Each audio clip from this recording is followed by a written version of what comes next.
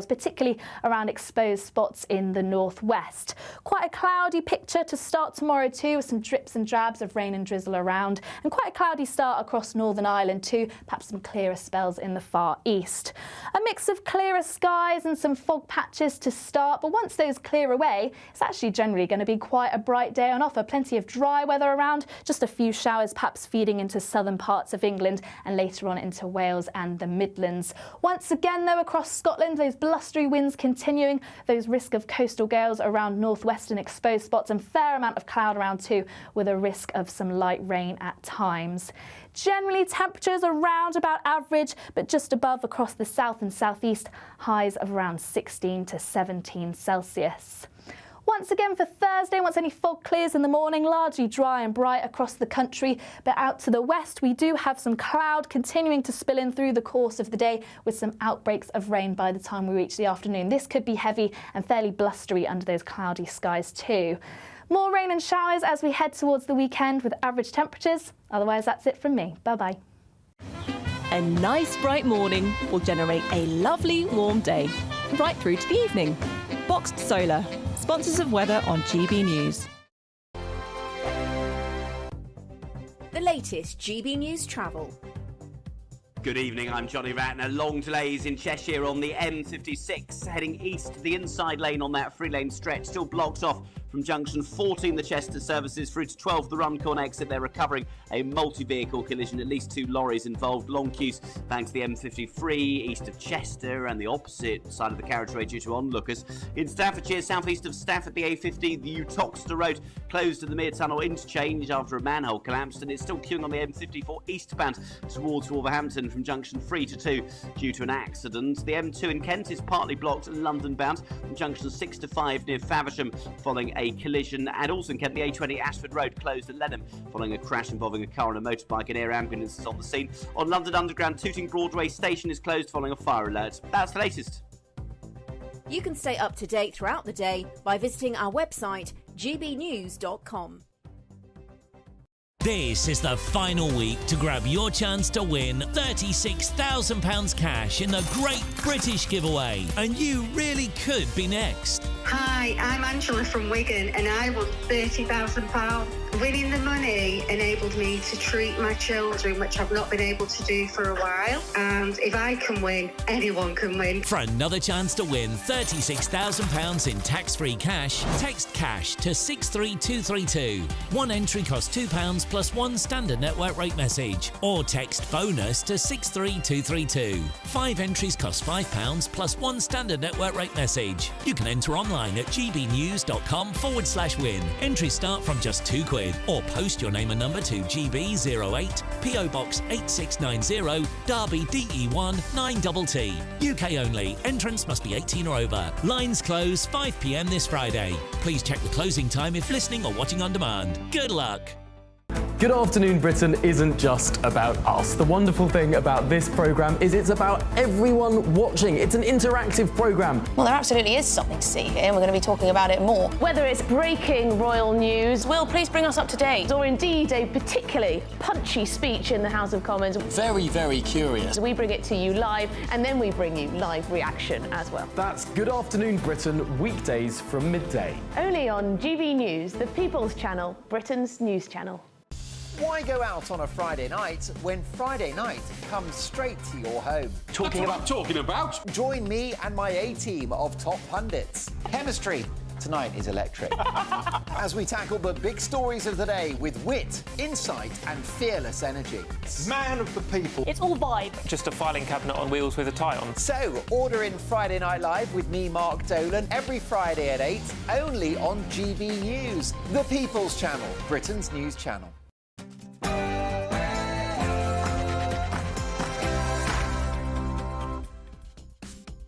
It's phase 2 of the early prisoner release scheme, but we have to ask the question, is it really working? At last, the truth about Chris Cabba.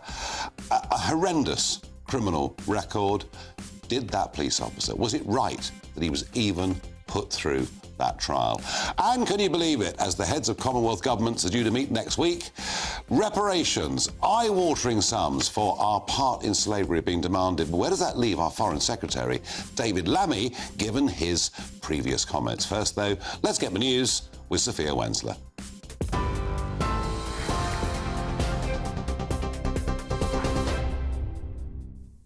Good evening, I'm Sophia Wensler with your headlines just after 8 o'clock.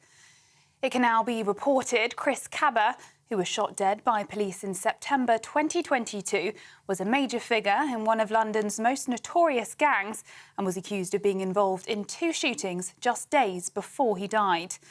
Court reporting restrictions have now been lifted, revealing his ties to a nightclub shooting and a second incident with gunshot residue and a balaclava found on him when he died.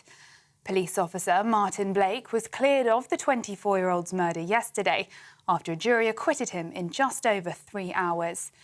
Cabba's family say they're devastated over the verdict, vowing to continue their fight for justice.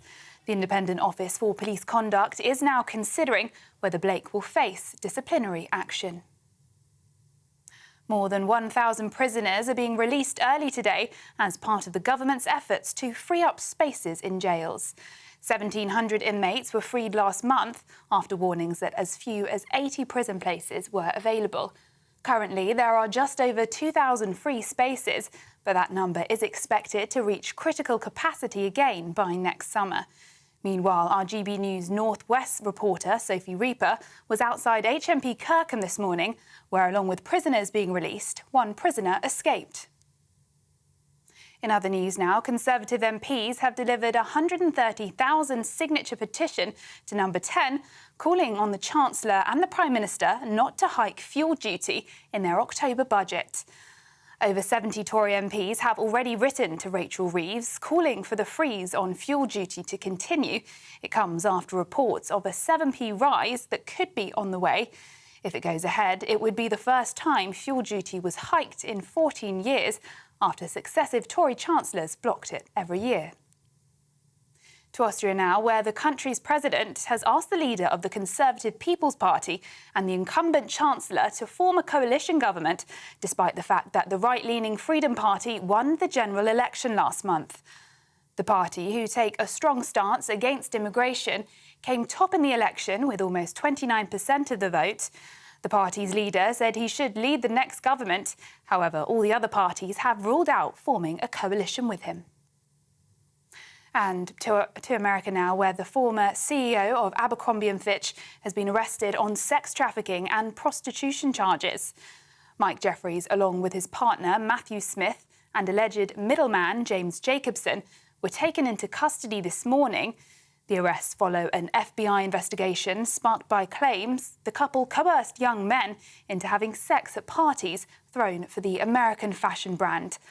Lawyers for Jeffries and Smith have both previously denied any wrongdoing. Those are the latest GB News headlines. More in an hour. For the very latest GB News direct to your smartphone, sign up to News Alerts by scanning the QR code or go to gbnews.com/alerts.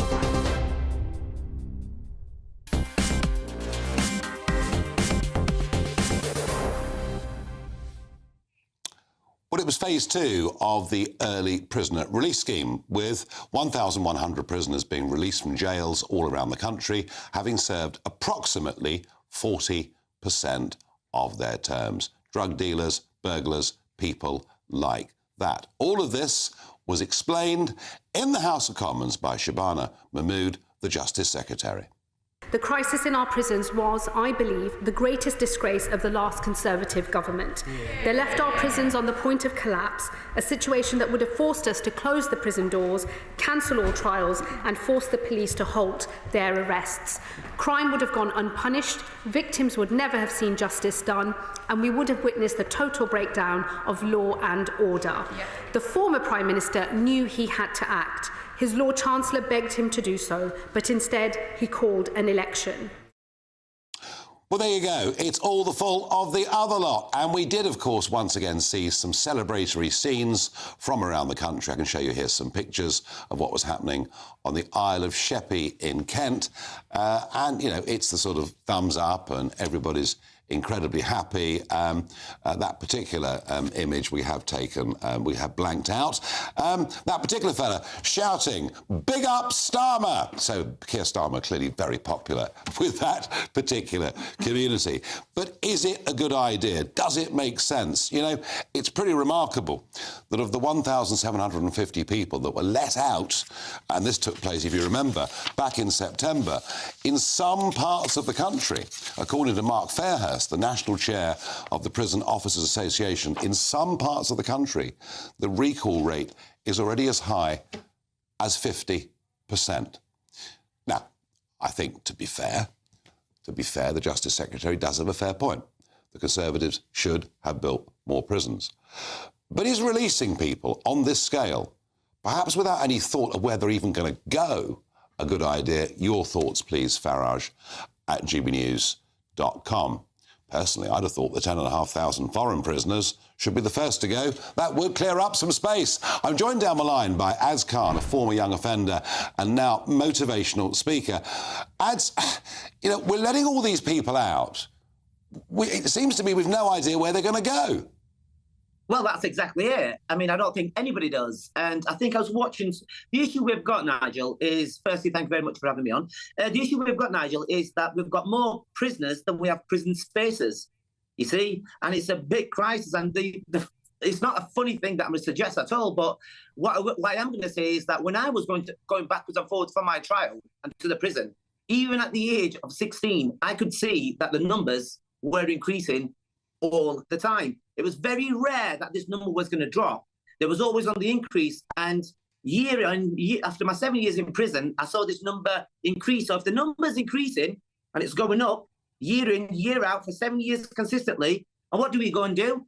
We know we're heading towards a problem because sooner or later there is going to be a breakout moment. And what do? We go and we convert prisons and we sell them, and now we change it to hotels.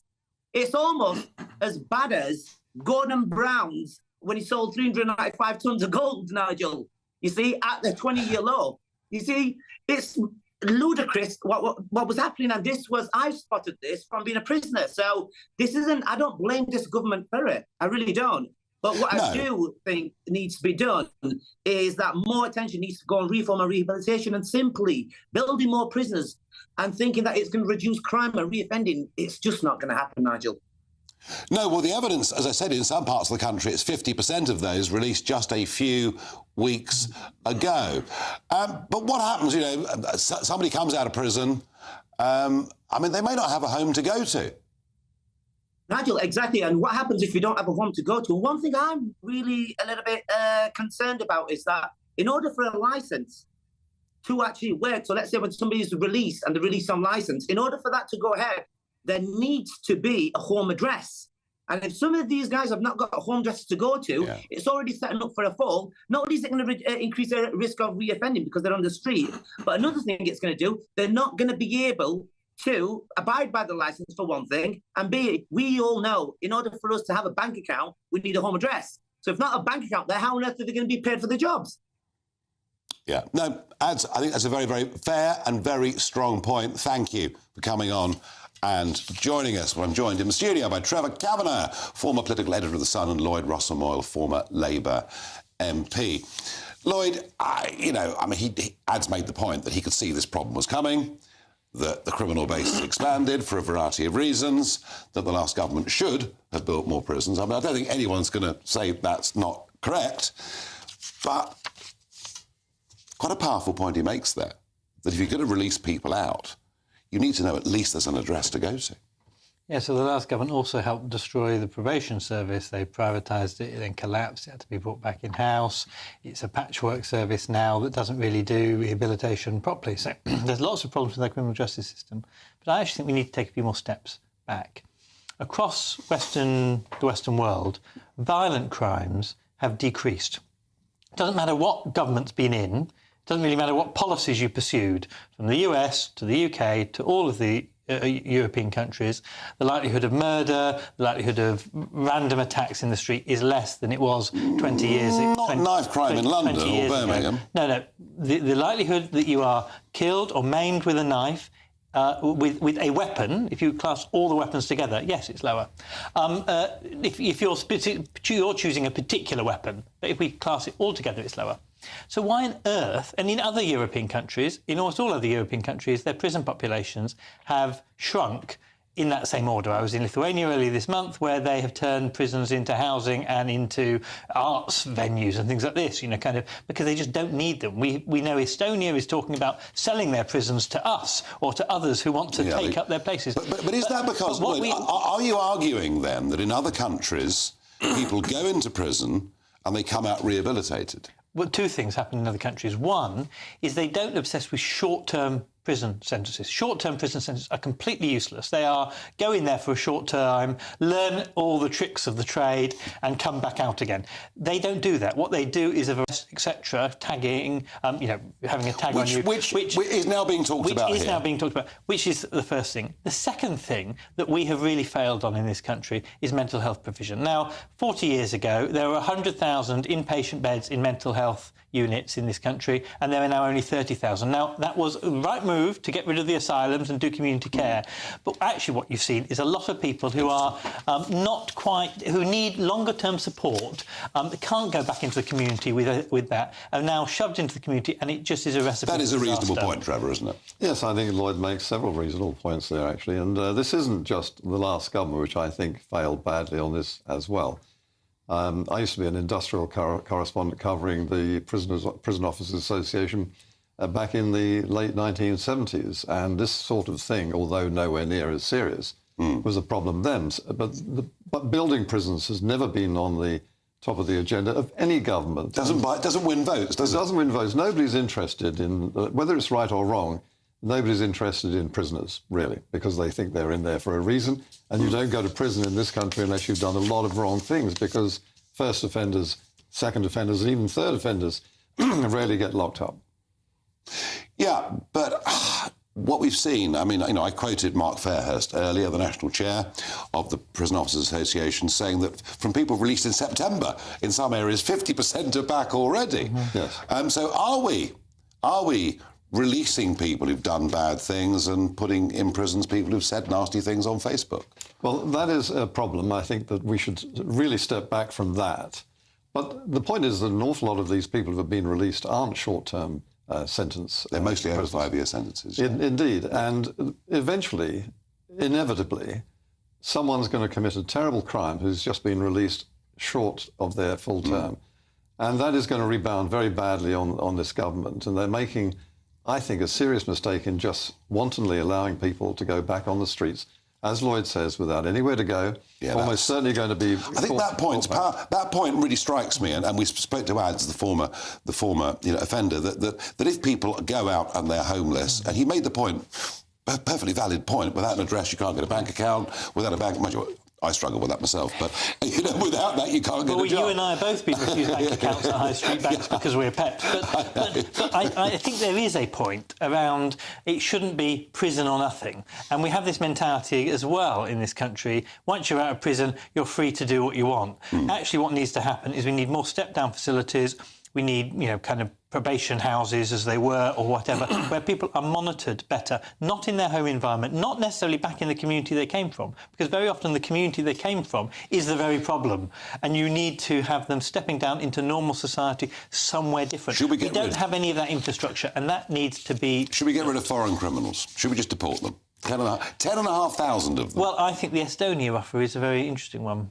OK, should we send our prisoners to Estonia, which, by the way, is a safe place would be cheaper than keeping them in our prisons? Or would that be just an admission that we failed completely? It's a bit like the Rwanda solution, isn't it? No, this one might work. The big problem, I think, is that an awful lot of people go in for these short-term sentences or medium-term sentences and come out radicalised and drug-addicted and basically beyond the pale. And we're making criminals worse by sending them to prison. This is one of the biggest problems. We're not dealing with the... So is Lloyd's argument, and an argument, in fact, that I think this government is going to advance, that a lot of prison sentences that are given out for crimes that would get less than a one-year sentence, maybe home arrest is a better idea? I'm not sure about this government's attitude to certain crimes, and I think that if you step out of line in one direction, this is where the two-tier attitude to crime and sentencing is coming into play. I think that it's a bit of a lottery. I'm not sure if this government's got it by the tiger by the... I think there is a knee-jerk reaction always to send people to prison. I've introduced a conversion therapy ban, like it or not like it, whatever. But the number of people, even colleagues of mine, that said, it has to be a prison sentence. And I said, don't be ridiculous. Fine, fine at the max if someone does something wrong in terms of telling someone that you shouldn't be gay and you should convert back. But to put people in prison for that, but there is the knee-jerk reaction. A lot of the campaigners said, yes, but it causes harm. The reality is we have to draw the line somewhere, and unless you are actually causing a menace on the streets, we need to find other ways I think there is, there are women currently in prison who have not paid the BBC licence fee. So that certainly shouldn't be. We're all pretty, I think we're all becoming quite liberal on this subject, really, which is most unusual and very, very, very worrying indeed. Don't worry, in a moment after the break, we will discuss the piece of legislation that is going through the House of Commons, had its second reading last night, passed with a thumping, great-big majority, and that is the Workers' Rights Bill. Is this liberation for British workers, or is it going to mean fewer people actually have well-paid jobs? Sunday with Michael Portillo from 11, only on GB News. Welcome back to Sunday with Michael Portillo. Well, drinkers have been warned about a drop in the quality of French wines after poor weather conditions hit this year's grape harvest. Winemakers across France will make 240 million fewer bottles of wine this year, the country's farming ministry said on Tuesday. So should we think of switching from French to English? I'm joined now by sommelier and founder of Inflorescence Wines, Jacinta Madison-Williams. Hello, Jacinta. Good morning. Nice to see you. First of all, let's just think about the poor French. Has this been a fairly universal weather catastrophe for France? It has. Kind of across the board, we're about 22% down on last year's crops, which is quite significant. I think it's like one of the 4 years over the last century that have been this low. And it's affected both quality and quantity? I would say more so quantity. There's always ways of counteracting quality. It depends if people are desperate to make wine. They can obviously push out more watered-down grapes. There's been a lot of rain, if you hadn't noticed. Not only in France, we felt it here too. But lots of frost, supercell hailstorms have completely wiped out some crops. So in some cases, there's nothing to make. In other cases, it's just really watered-down grapes, and you want to pick earlier to make sure you're avoiding all those rains. But I would say more so it's quantity. But saying that, France is still the biggest producer of wine in the world. It might be taken over by Spain this year, but as a consumer, don't panic. We're not going to run out of wine. And we obviously have lots of lovely wine growing here now in England. So whether we do make a little jump for a bit to English wine, but there's definitely still lots out there. GB News, the People's Channel. Weekdays on GB News. Wake up to breakfast every day from 6 a.m. Followed by Britain's newsroom at 9:30. At noon, it's Good Afternoon Britain. Followed by Martin Daubney from 3 p.m. Only on GB News, the People's Channel, Britain's news channel. I'm Christopher Hope. From pop stars to politicians, I'll interview anybody in a pub who's got a political opinion. Join me every Friday on Spotify, Apple Podcasts, YouTube or gbnews.com, or wherever you get your podcasts. This is GB News, the People's Channel. Nightmare commute? Kick it up a gear with GB News Radio. You can listen online and on DAB+, and on the GB News app. We're also on TuneIn and the Radio Player apps. From the school run to rush hour, get revved up with GB News Radio. We are the People's Channel, Britain's news channel.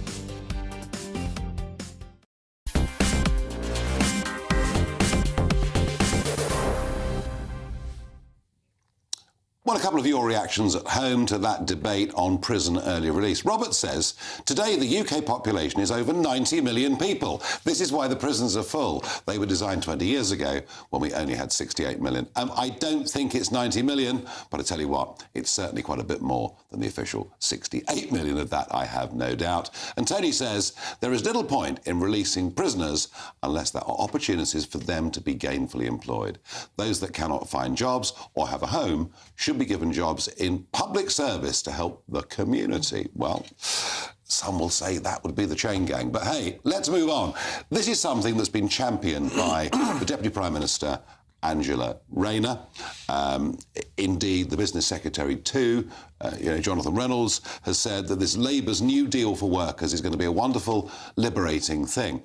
I have to say, before looking at one or two of the details, the idea that nobody on that front bench has ever worked in private business, that nobody on that front bench has ever set up their own limited company, borrowed money, taken risk, worries me very greatly. Now, of course, there are some bad, nasty, exploitative employers out there, but on the whole, those that run their own companies, small, medium-sized businesses in particular, actually care about their workers enormously. Believe me, I've been employing people for years.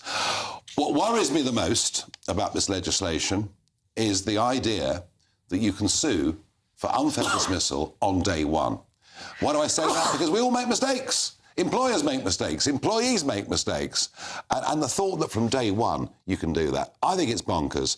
Lloyd, there are one or two things in here that are quite sensible. I mean, for example, on 0 hours, you can't force someone to do 0 hours, but if you want to keep 0 hours, which does suit many workers, and that absolutism of ruling out 0 hours and is gone. after you've done so many regular hours after a period of time, you can say, well, I know that you've always been giving me for the last 6 months so many hours every week. I want that to be regularised. That makes sense. I find I find quite sensible. I think some of the restrictions on not being able to fire to give you the rights on day one with a probation period is sensible as well. It allows employers to dismiss people if they say, actually, you've not performed as we wanted, you haven't fitted in the firm, but it doesn't allow you to just dismiss because you actually say, well, you've actually got a protected characteristic, or you've come along and we've realised that we just don't like the look of you, or we don't like by the way, this is all very good for lawyers. We don't like your political persuasion because you're too right-wing and we want you out because we're a nice liberal kind of company. That's wrong, and that wouldn't be allowed if you were there a longer period, but at the moment, if you're there under 2 years, then you can be. Now, that should not be allowed even from day one. So some of those things are sensible. Well, the trouble with all of this is cost. Now, the government's own calculation is this could cost up to £5 billion annually for businesses. And frankly, if you're a giant multinational, if you're Amazon or a huge employer, then it doesn't matter. But what about the 5.5 million small businesses, sole traders out there that are looking for help? Well, this is where the burden falls. And that's where and to be honest with you, I feel there was nobody on that front bench that even understands this. Well, I'm not sure that's necessarily fair. I think a lot of them have worked in small businesses, and a lot of them have... not on the front bench. They may not have run them, but they will have worked in small businesses when they were younger, I'm sure. Not quite the same. It's not quite the same. They will understand... What, as teenagers? They will understand that relationship that you were talking about in terms of where you say small businesses care about their people. Look, the $5 billion for the cost of the whole economy, for all businesses in this country to comply with these rules is actually not that great a number. It is what you raise from increasing income tax by a few percentage points. Well, I mean, let's be honest. Means. But isn't the point, Trevor Kavanagh, that the one thing we desperately need is growth? We had the September borrowing figures out this morning, the third highest set of figures ever. This as we head towards a budget, which is going to come in the middle of next week. Yeah, of course we want to live in a civilised society, but all of this is anti-growth. Absolutely, and I think that whatever you think about the last government and Rishi Sunak as Prime Minister, they'd put the economy back on track. Inflation's coming down sharply, interest rates will follow, growth is the biggest in Europe and much, much bigger than France and Germany. And I think that the measures that are being introduced and contemplated by Labour are going to damage that growth, if not kill it off at birth.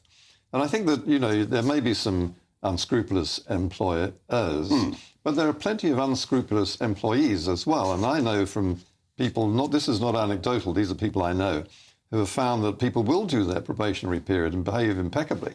And the moment they're past that period, they'll suddenly start putting up their feet and looking at their phones. And this is happening already. And it's a visible fact. Ever since COVID, the world has changed.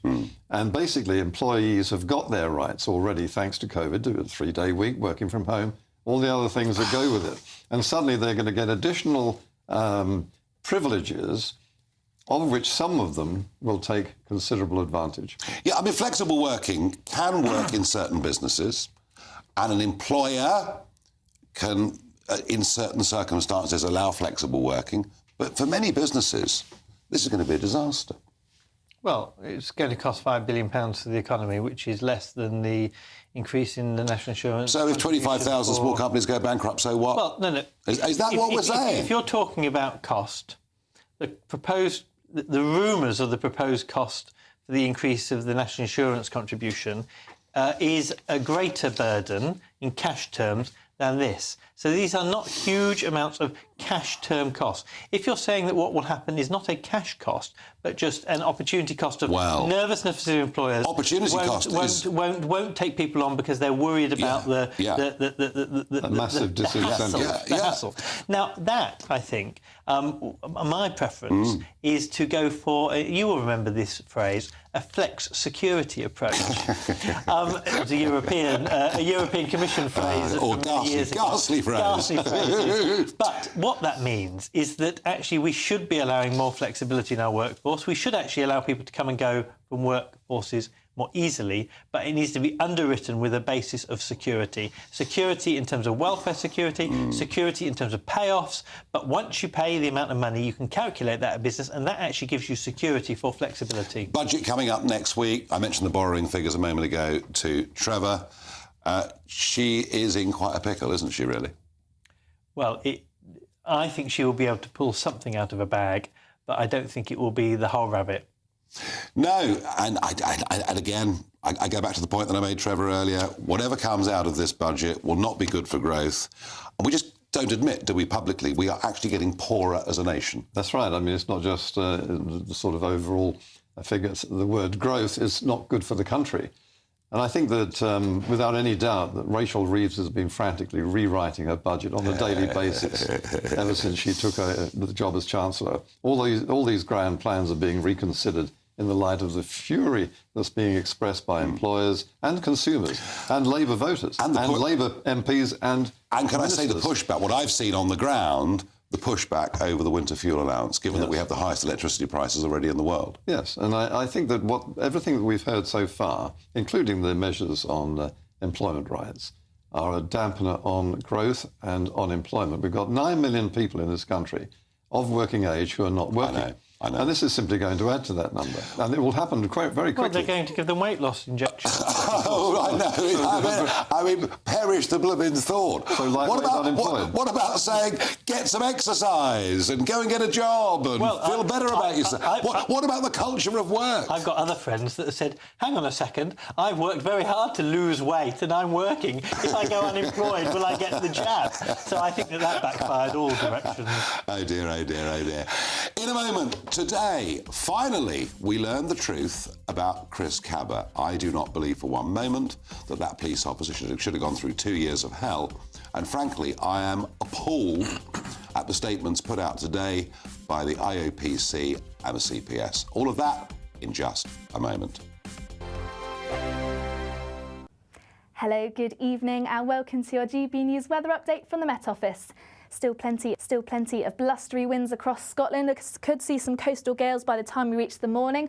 Otherwise, largely dry, just a few showers around, but plenty of clear skies, which means we could see some fog by Wednesday morning. That's because we're saying goodbye to that frontal system down across the southeast, and we've got high pressure building with light winds. That is giving us that fog risk as we head into this evening, particularly across parts of Sussex and Kent, East Anglia, perhaps even seeing some pockets of fog across Wales, the Midlands, parts of Lincolnshire too. So do take care for that Wednesday morning commute.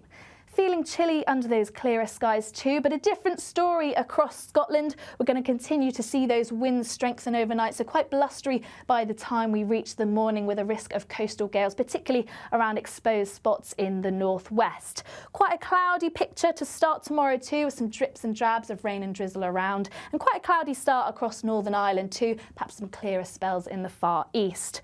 A mix of clearer skies and some fog patches to start, but once those clear away, it's actually generally going to be quite a bright day on offer. Plenty of dry weather around, just a few showers perhaps feeding into southern parts of England and later on into Wales and the Midlands. Once again though, across Scotland, those blustery winds continuing, those risk of coastal gales around northwestern exposed spots, and fair amount of cloud around too, with a risk of some light rain at times. Generally, temperatures around about average, but just above across the south and southeast, highs of around 16 to 17 Celsius.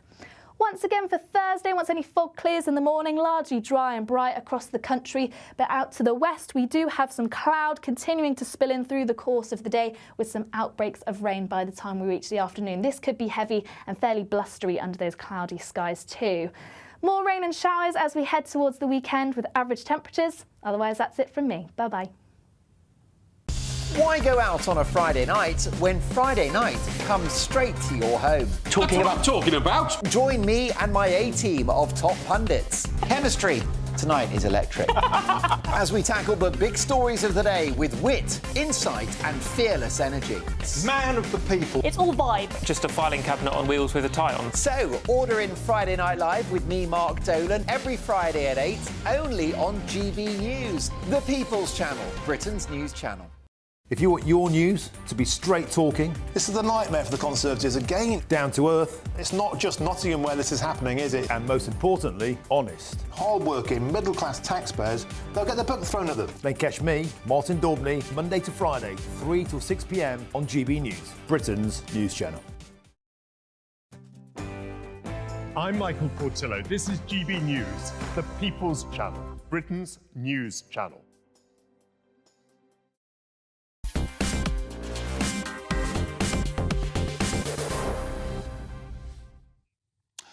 At last, we get the truth about Chris Cabot. Yes, the man that was shot and killed on Streatham Hill by a police firearms officer, and all the way through, right from the very start. In fact, in 2022, these protests were taking place on the streets of London. No peace! No racist! Police! No justice! No peace! No justice! No peace! No justice! So there we saw it.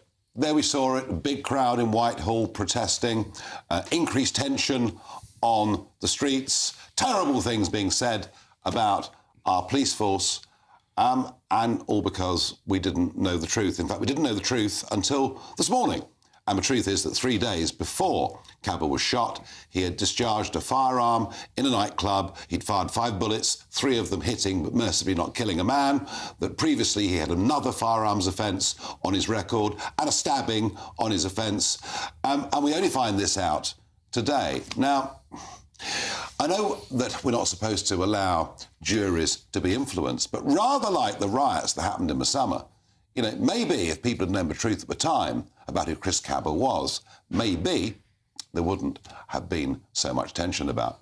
But what really got me down was the IOPC and the CPS, who were the people that decided they were going to prosecute the police officer. And I have to say, you know, my sympathy is just enormous. The man's been through 2 years of hell, and his family, and yet both of those bodies in their statements today say that they have great sympathy for the family of Chris Cabot.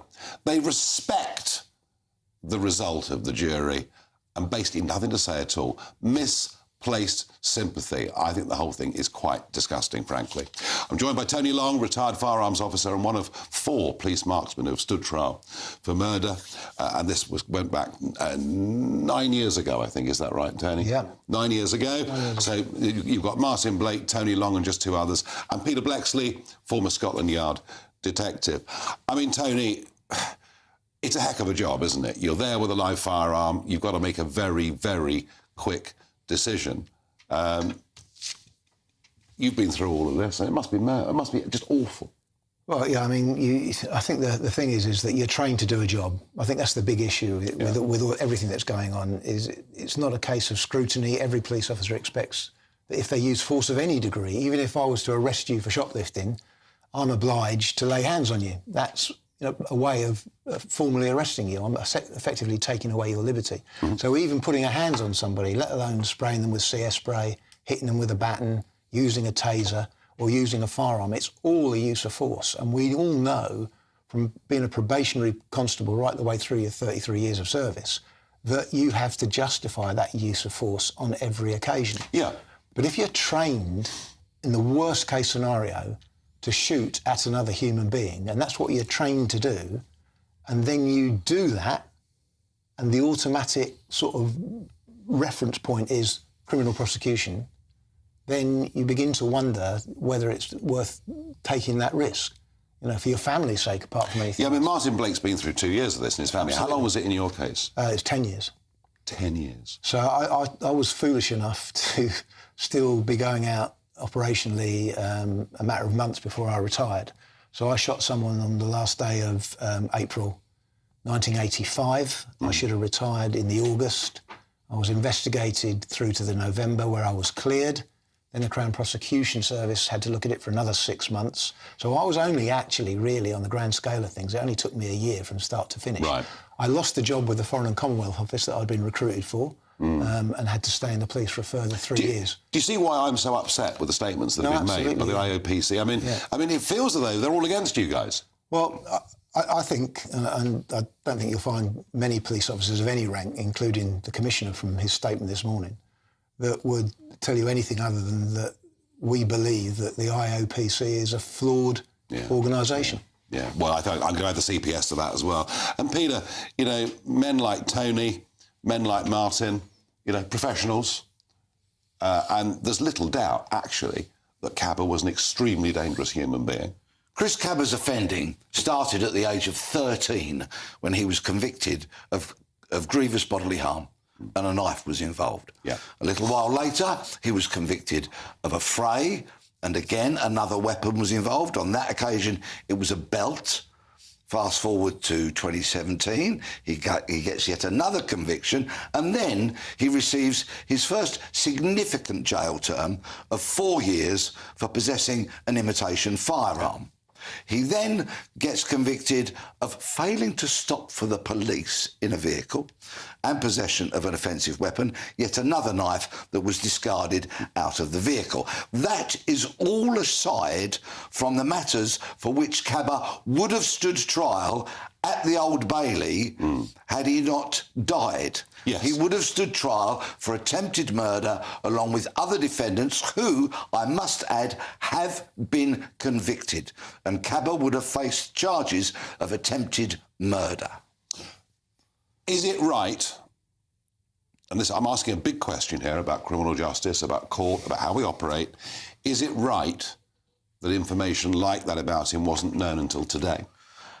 I don't think it's right for the public, but I do have a degree of deference towards the learned judge who made that decision that the jury will not be made aware of all the criminality that I've just told you. And let's face it, this jury didn't need to have that information. Done within 3 hours. Because they trashed this prosecution. Yeah. In fact, I was almost tempted to say persecution. The IOPC, Independent Office for Police Conduct, and the Crown Prosecution Service knew all about Cabba's background. They pored over this for a year. And yet today, still, they're unapologetic. Yes, and their sympathies lie with Chris Cabba's family. My sympathies lies with Sergeant Martin Blake and his family. Quite. Tony, I mean, do incidents like yours and incidents like this, it must make people very reluctant to be firearms officers. Well, this has been a subject of discussion for some time now. You're probably aware that, when officers handed their cards in, the majority went back because they perused the problem for a couple of days. They've spoken to their families. It's called a period of reflection, and then they went back to work. But some didn't. And over a period of time, I think the Commissioner himself said that something like 25% or something, I'm not very good at percentages, but have actually now left armed policing. Yeah. Now, when I was in the department, and up until relatively recently, to join what is now MO19, it was SO19 in my day, was seen as quite a prestigious thing, and it was seen that something that a lot of police officers aspired to do. And typically in a year that we'd get something in the region of 250, 300 applicants. Last year, 6. Yeah.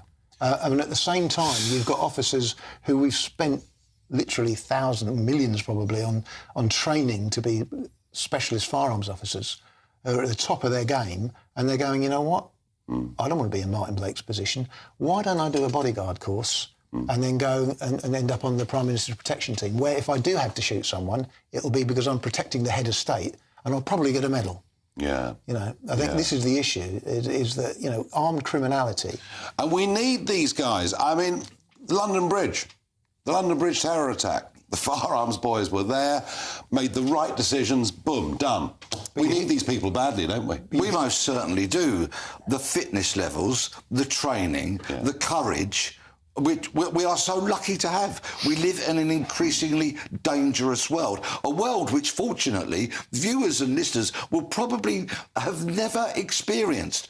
But believe you me, there are horrendously violent, dangerous people out there, including Chris Cabba, who would discharge a firearm to try and enforce their own criminality. As a result of Cabba being shot, justifiably, having had an honest-held belief by Martin Blake, from here on in, Chris Cabba will never stab another person, shoot another person, or otherwise harm somebody else. The world is a better place without Chris Cabba. That's pretty harsh stuff there from Peter Bleksley, but he said it and he means it.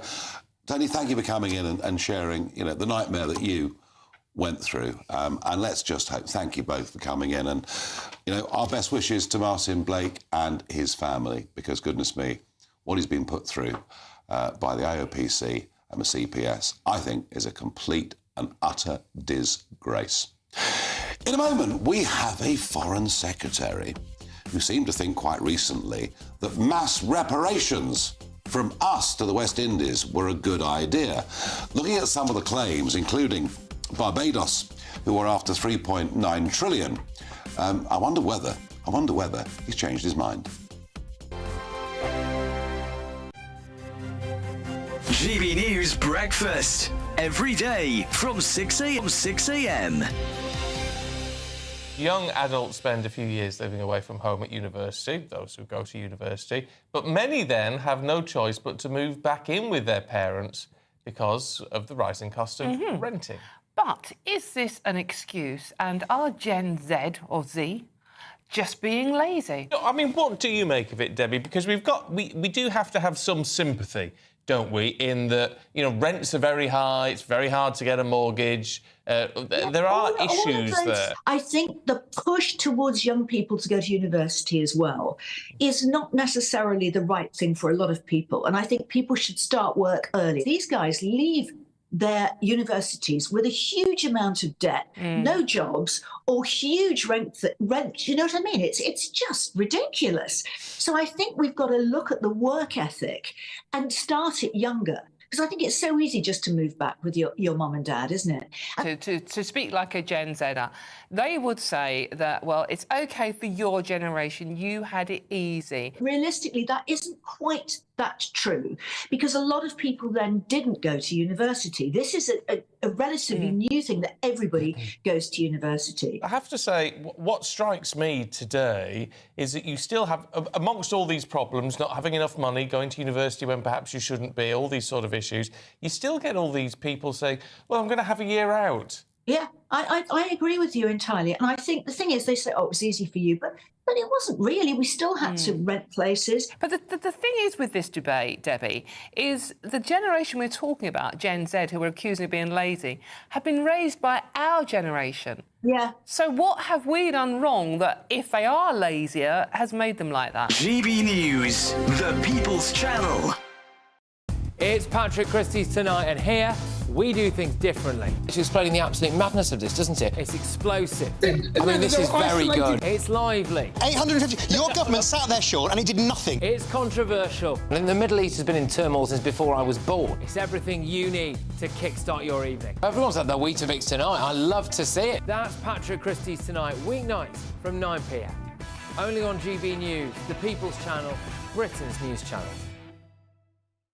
Hi there, I'm Michelle Dewberry and I'm going to take a second to tell you all about my show, Dubes & Co. We start off with the issues of the day. We then bring in both sides of the arguments. We get rid of the disrespect. And then you throw me into the mix. And trust me, I'll tell it exactly how it is. And then, of course, the magic ingredient, you at home. We mix it all together and what have we got, in my opinion, the best debate show in town. Monday to Friday, 6 till 7 on GB News, Britain's news channel.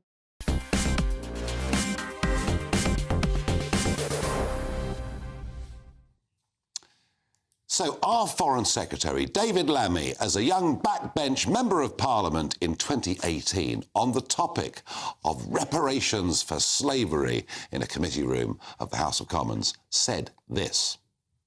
I'm afraid, as Caribbean people, we are not going to forget our history. We don't just want to hear an apology, we want reparation.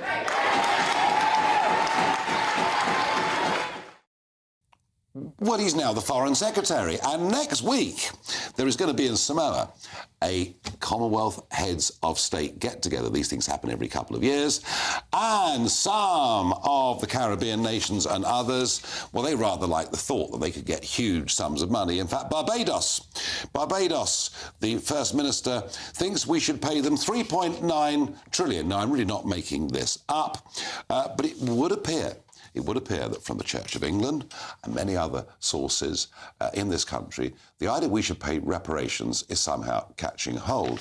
Whether reparations will be demanded from the black African slave traders who sold the slaves to us in the first place, I don't know. Maybe we should be demanding reparations for all the money we spent and the lives we lost driving slavery off the high seas. But it does appear, Lloyd, that there are quite a few members of Parliament for the Labour Party who think reparations are appropriate. It depends what you mean by reparations. If we're talking about cash sums, I think it's for the birds. If we're talking about an acknowledgement and a partnership for development, I think there are real reasons to consider that. I think there are real reasons to consider partnerships for development for Commonwealth countries anyway, where we, like the European Union did in Poland and Eastern Europe and further east, where they really ploughed in support to build them up, and in the end it created a bloc that is wealthier and more prosperous because of it. I think things like that should be thought of. Should we be guilty? Should we feel guilty for the affairs of the 1790s? Individually, no. Good. I'm very pleased to hear that, because it seems to me, Trevor, that actually this isn't just, David Lammy as a young MP. It's like school kids are being taught. In many cases, we're the most awful country on earth, as if we're the only people that ever practiced slavery. And no one ever gets taught the history that we did drive it off the high seas.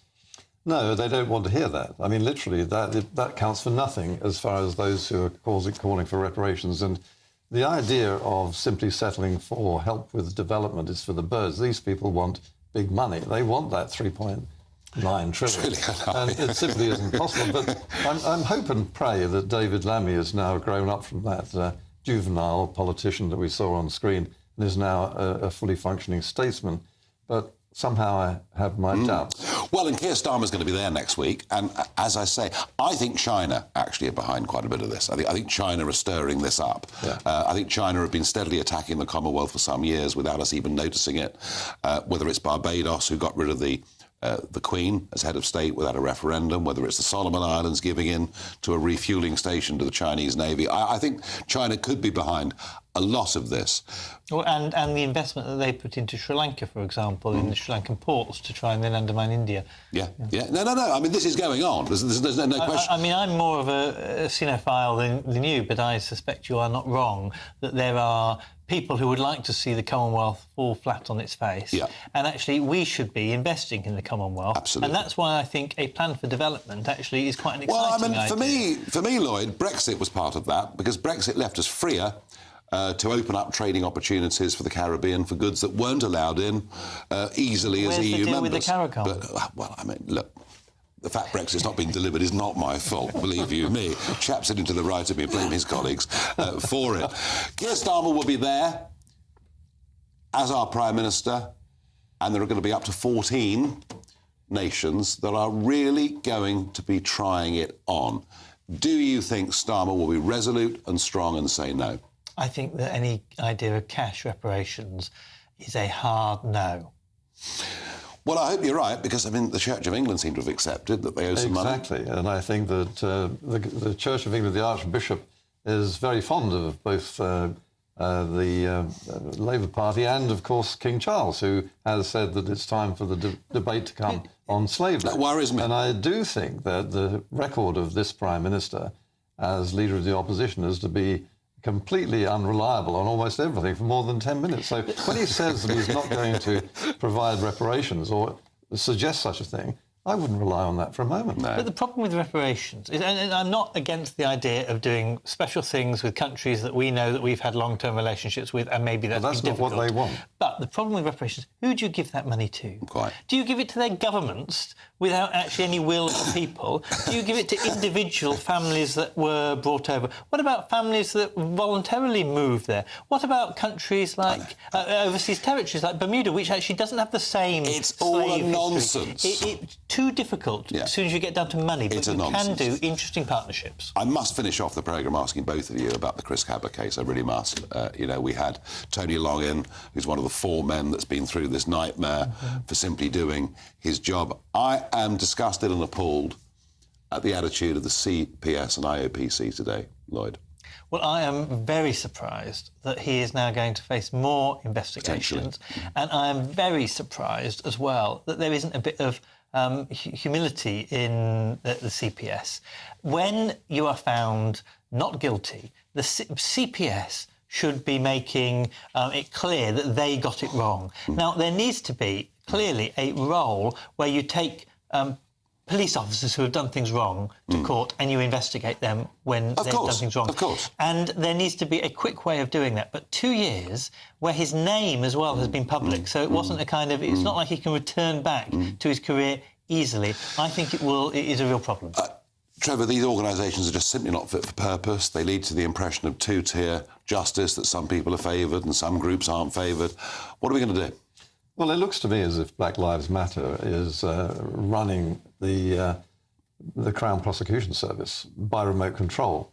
And I think that there is a duty here on the community, as they call themselves, to stand up and say the vast and overwhelming majority of us are decent, law-abiding, honest people, and we will not put up with this charade which the family has put on, saying, here's a really nice boy, he loved his mum, he was going to be an architect, he was making good, he was out killing. And frankly, your previous guest who said the world is better off without him was absolutely spot on. Well, there's a very strong note to end our panel discussion tonight, gentlemen. Thank you very much indeed for coming on. I mean, I'm not saying I completely disagree, Jacob, with that, but I mean, there is no hint of an apology from these state organisations, and now possibly this poor man could be investigated for misconduct. This is disgusting. It is absolutely outrageous. The IOPC should be closed down if it behaves like this. Mr. Martin, Sergeant Martin, should never suffer from double jeopardy. It is fundamentally against the British Constitution. He should definitely not get a gross misconduct charge. He should be given a medal. He shot a dangerous man who was a threat to life and a threat to the security and safety of the country. He did his job. I think it's absolutely outrageous he was tried in the first place. This is what I'm going to be talking about. This is your main subject too. This is a real scandal. Yeah. It is one of the worst pieces of treatment of an individual. A servant of the Crown being treated in this way. Why does anybody go and serve the Crown as a policeman if they're treated like this? I think it's absolutely monstrous, and that is what I'll be talking about. And it's all the way through. I think the judge not allowing them to know the record of this man. No jury would have convicted if they had known what a brigand he was. I mean, this is the point, isn't it? That policeman could have got a life sentence. Yeah. I mean, that could have happened. It didn't happen. The jury, the 12 good men and true... Thank heavens for the jury system. Yeah, well, it worked, didn't it? It worked. That 12 good men and true... In 3 hours, they came to their decision quickly, which shows the contempt they must have felt for the CPS and the IPC. And yet I can see no prospect of reform of these institutions whatsoever. Well, all they care about is woke diversity. If you look at their websites, all they bang on about. No, it's pretty ghastly. Well, on that note, I might head off for a pint, I think. The State of the Nation with Jacob in a moment. First, though, let's get the weather with Honor Criswick.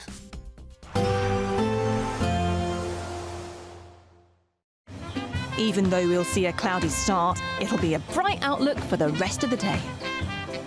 Box Solar, sponsors of weather on GB News. Hello, good evening and welcome to your GB News weather update from the Met Office. Still plenty of blustery winds across Scotland. Could see some coastal gales by the time we reach the morning.